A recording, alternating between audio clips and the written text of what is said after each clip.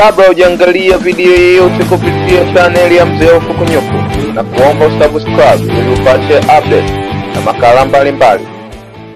Soka la Tanzania limetoka kwenye heka nyingi mpaka kufikia kwenye kilele cha mafanikio katika ngazi za vilabu, huko kwenye soka la kimataifa tukiendelea kujikungoja.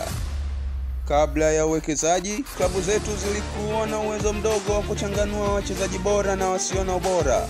60% ya klabu zetu hivi sasa wana uwezo wa kuchukua wachezaji kutoka nje ya nchi na kuleta ushindani kwa vilabu vinavyosadikika kuwa na nguvu nchini.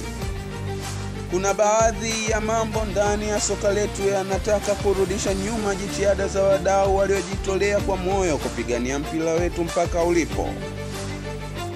Sakata linaloendelea takriban wiki 3 kuhusu kuhailishwa kwa dabi ni dhahiri linatia doa shirikisho la mpira na bodi ya ligi. Matatizo yenu kutatuliwa na kiongozi wa serikali ni dhahiri mnajipeleka jehanamu. Kama FIFA wakilisikia hili, naamini tutakuwa matatizoni.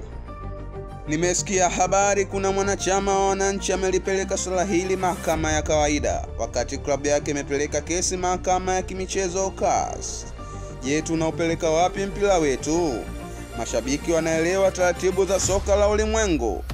Tunahitaji kuondokana na uharamia huu unaoendelea ili zile jitihada za kupeleka mpira wetu mbele zionekane.